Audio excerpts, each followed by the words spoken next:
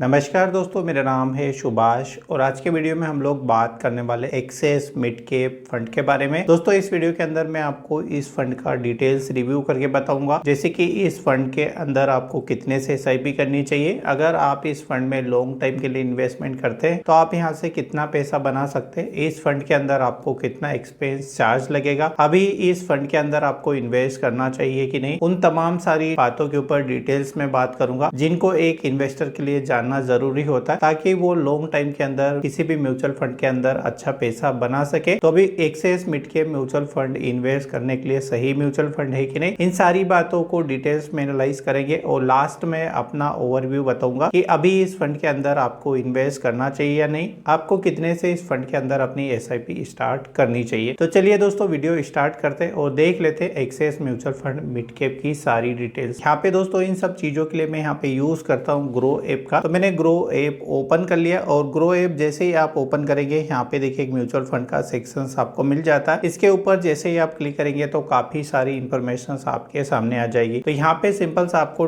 उस फंड का नाम लिखना जिसको आप एनालाइज करना चाहते हैं। तो यहाँ पे देखिए मैं Axis mid cap mutual fund के बारे में आज बात करने वाला हूँ। तो दोस्तों इस फंड की अगर मैं बात करूँ 3 साल के रिटर्न की, तो अभी आप देख सकते हैं 28% का इस फंड ने रिटर्न दिया 3 साल के अंदर। अगर आप यहाँ पे पीछे आएंगे बैक करेंगे 1 साल के अंदर 28%, 6 महीने में देखेंगे तो 10%, 1 महीने में देखेंगे तो अराउंड 7%, 5 साल में आप देखेंगे तो अराउंड 18% के समथिंग और ऑल टाइम के ऊपर आप देखेंगे तो 19%। इस फंड को कह सकते हैं कि फंड ने काफी अच्छा रिटर्न यहाँ पे दिया है। और फंड की मैं यहाँ पे हिस्ट्री की बात करूँ तो 2013 के अंदर ये फंड स्टार्ट हुआ था, जब से इसने अपने आप को बैलेंस करके रखा अराउंड 19% के समथिंग। तो ये काफी अच्छे रिटर्न है दोस्तों एक मिड कैप फंड के लिए। यहाँ पे जो भी म्यूचुअल फंड रहते हैं मिड कैप कैटेगरी के अंदर वो 14 से लेके आपको 17% के बीच का रिटर्न प्रोवाइड कराते हैं, बट इस फंड ने काफी अच्छा रिटर्न प्रोवाइड कराया अपने इन्वेस्टर को। यहाँ पे दोस्तों अगर आप इसकी एनएवी का प्राइस देखेंगे तो 84 रुपीज है। अगर आप यहाँ पे स्टार्टिंग प्राइस की बात करेंगे तो अराउंड 14 रुपए के समथिंग इनका एनएवी का प्राइस था। स्टार रेटिंग की अगर दोस्तों मैं यहाँ पे बात करूँ तो यहाँ पे देखिए वैल्यू रिसर्च ऑनलाइन, तो यहाँ पे जितनी भी रिसर्च एजेंसी रहती है उन्होंने इसको 4 स्टार की रेटिंग दी है, यानी ये फंड आप कह सकते हैं काफी अच्छा है। के बाद दोस्तों आप इस फंड के अंदर 100 रुपीज से एसआईपी स्टार्ट कर सकते हैं। यहाँ पे दोस्तों अगर आप फंड का साइज देखेंगे तो वो भी काफी बड़ा है, 20,804 करोड़ रुपए लोग मैनेज कर रहे हैं। दोस्तों इस फंड के अंदर आप वन टाइम और एसआईपी दोनों कर सकते हैं। मेरी अगर आप रिकमेंडेशंस माने, अगर आपको स्टॉक मार्केट की ज्यादा नॉलेज नहीं है तो आप इस वाले पोर्शंस को अवॉइड कीजिएगा। आप यहाँ पे कोशिश कीजिएगा कि आप एसआईपी के साथ जाए, देन एसआईपी के अंदर आप इन्वेस्ट करें। तो दोस्तों ये फंड की बेसिक इन्फॉर्मेशन है। उसके बाद आपको नीचे स्क्रॉल करना, यहाँ पे काफी सारी चीजें आपको देखनी होती है। जैसे कि सबसे पहले आपको देखना होता है कि जो पैसे आप अपने फंड मैनेजर्स को दे रहे हैं वो किन कंपनी के अंदर इन्वेस्ट कर रहे हैं। दोस्तों ये मोस्ट इंपॉर्टेंट फैक्टर रहता है। अगर दोस्तों आप इस चीज को सही से एनालाइज नहीं करेंगे, अगर इस फंड के अंदर आपकी पसंद की कंपनियां नहीं रही तो बाद में हो सकता है आपको यहाँ पे लॉसेस भी हो जाए। तो अगर आपकी पसंद की कंपनी किसी म्यूचुअल फंड में नहीं है तो आप उस म्यूचुअल फंड को यहाँ पे अवॉइड करें अभी के लिए। जब आपको लगता है कि आपकी पसंद की कंपनी यहाँ पे आ गई है, उसके बाद आप इन्वेस्ट करने के बारे में सोचे। नीचे एक ऑप्शन आपको और मिलेगा, expense ratio exit load then taxes, ये भी मोस्ट इंपॉर्टेंट फैक्टर रहता है। उसके बाद नीचे आप यहाँ पे स्क्रॉल करेंगे तो एक और पेज आता है फंड मैनेजमेंट का। तो इसको दोस्तों आपको बिल्कुल डीप में पढ़ना है, क्योंकि दोस्तों वो फंड मैनेजर्स रहते हैं जो आपका पैसा ग्रो करते हैं। अगर आप इनके बारे में नहीं जानेंगे तो हो सकता है इस फंड के अंदर आपको लॉस भी देखने को मिल जाए। तो मैं यहाँ पे स्टेप बाय स्टेप सारी चीजें आपको बताऊंगा। तो सबसे पहले दोस्तों हम इस म्यूचुअल फंड की होल्डिंग देख लेते हैं। तो होल्डिंग के अंदर आप देखेंगे तो यहाँ पे आपको 61 कंपनी देखने को मिल रही है। एक बार आपको इसके ऊपर क्लिक करना है दोस्तों। जैसे ही आप इसको ओपन करेंगे तो स्टार्टिंग की आपको 5 से 8 कंपनियां देखनी है। इससे आपको पता लग जाएगा कि आपका म्यूचुअल फंड किस सेक्टर में बुलिश है, किस सेक्टर में आपका म्यूचुअल फंड यहाँ पे बेरिश है। तो यहाँ पे अगर आप देखेंगे तो यहाँ पे एक फाइनेंस की कंपनी है चोलामंडलम इन्वेस्टमेंट। यहाँ पे आप देखेंगे 4.46% का स्टेक इन्होंने इसके अंदर बाय करके रखा। के बाद दूसरा स्टेक आप देखेंगे 3.5% का स्टेक है द इंडियन होटल्स कंपनी। के बाद तीसरा आप सेक्टर यहाँ पे देखेंगे तो बैंक का है, आईसीआईसीआई बैंक के अंदर 3.48 का इन्होंने स्टेक लेके रखा है। के बाद सुप्रीम इंडस्ट्री, तो ये पाइप बनाने वाली कंपनी है, तो इसके अंदर 3.09 का इन्होंने स्टेक लेके रखा है। के बाद प्रेसिडेंट सिस्टम, दोस्तों ये आईटी के अंदर काम करती है और आईटी सेक्टर अभी उतना रिटर्न नहीं दे पा रहा। फिर भी दोस्तों ये कंपनी एआई के ऊपर काम कर रही है, तो इसका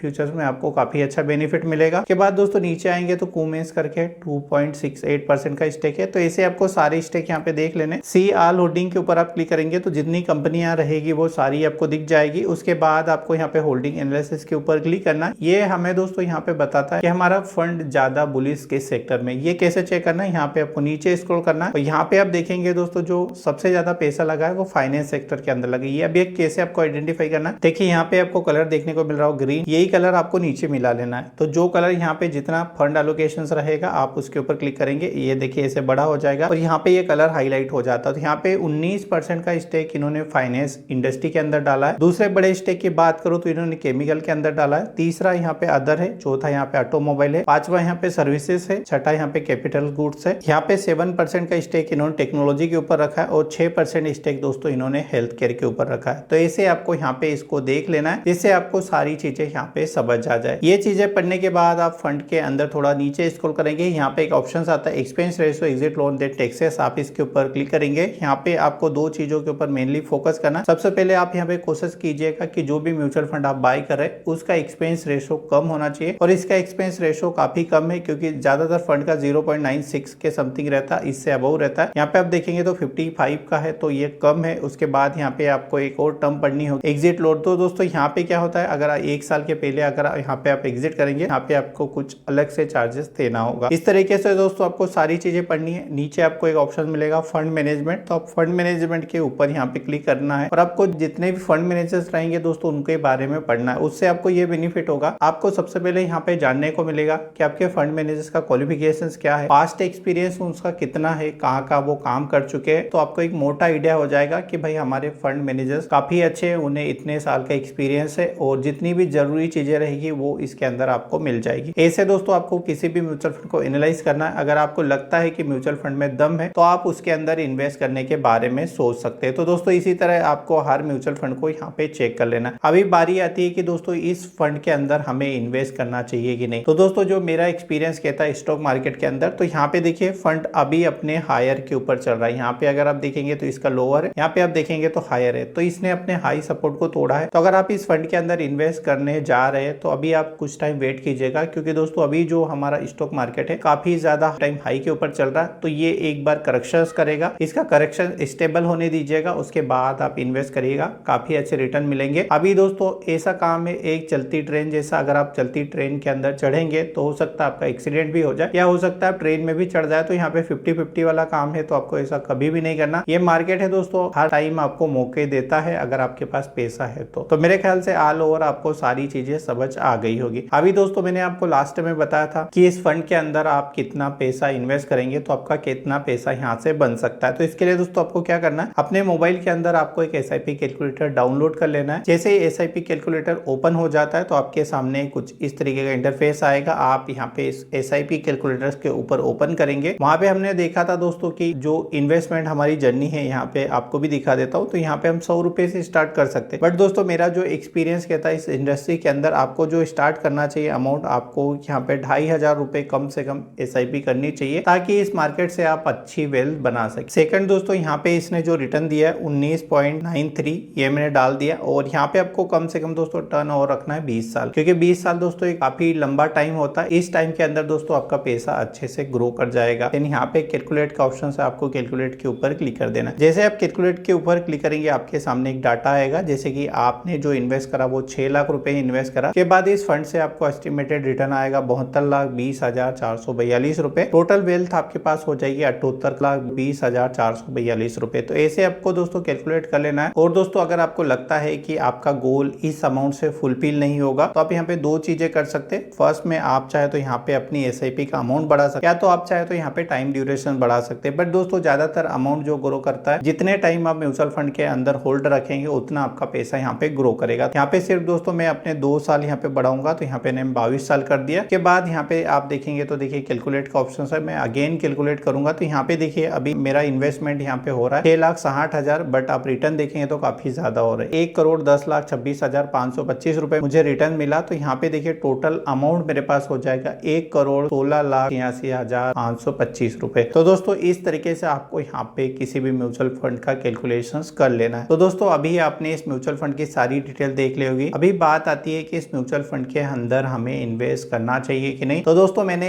इसके अकॉर्डिंग काफी सारी वीडियो बना के रखी है, टॉप 5 बेस्ट म्यूचुअल फंड। तो ऐसे मैंने सारे म्यूचुअल फंड एनालाइज करके रखे, तो उन वीडियो को आप पहले देखिएगा। तो उनके अंदर आपको इससे भी और अच्छे म्यूचुअल फंड मिल जाएंगे, जैसे मिरान एसिड करके, मोतीलाल ओसवाल करके। तो इस फंड ने अच्छा अच्छा रिटर्न दिया है। अगर आपको ट्रस्ट है एक्सिस बैंक के ऊपर तो आप एक बार अपनी ओर से भी थोड़ी रिसर्च कर लीजिएगा, उसके बाद आप इन्वेस्ट करिएगा। अगर आप इसी फंड के साथ जाना चाहते हैं तो मैं आपको यही रिकमेंड करूंगा कि आप अभी मार्केट के अंदर थोड़ा करेक्शंस आने दीजिएगा, उसके बाद ही आप इन्वेस्ट करें तो आपको फ्यूचर में ज्यादा बेनिफिट होंगे। दोस्तों अगर आप यहाँ पे जल्दीबाजी में इन्वेस्ट कर देंगे तो निफ्टी अभी कुछ टाइम बाद करेक्शंस करेगा। दोस्तों जो मिड कैप की कंपनी होती है उनके अंदर भी करेक्शंस होगा, देन आपकी एसआईपी के अंदर आपको नेगेटिव दिखाने लगेगा रिटर्न, तो आप यहाँ पे दोस्तों डीमोटिवेट हो जाएंगे। और तो मैं नहीं चाहता जो आपकी इन्वेस्टमेंट है वो माइनस में जाए, तो आप सही टाइम का इंतजार कीजिएगा। जब मार्केट के अंदर करेक्शंस आए, इसके एनएवी का प्राइस कम हो, तब आप इन्वेस्टमेंट कीजिएगा फ्यूचर्स में, इससे आपको काफी अच्छे रिटर्न देखने को मिल जाएंगे। तो दोस्तों आशा करता हूँ जानकारी काफी अच्छी लगी होगी। फिर भी इस म्यूचुअल फंड से रिलेटेड आपके कोई सवाल है तो इस वीडियो के नीचे आप कमेंट करें, मैं कोशिश करूंगा एक जनरल रिप्लाई देने की। चलिए मिलते हैं और किसी नए वीडियो में नई जानकारी के साथ। चलिए धन्यवाद।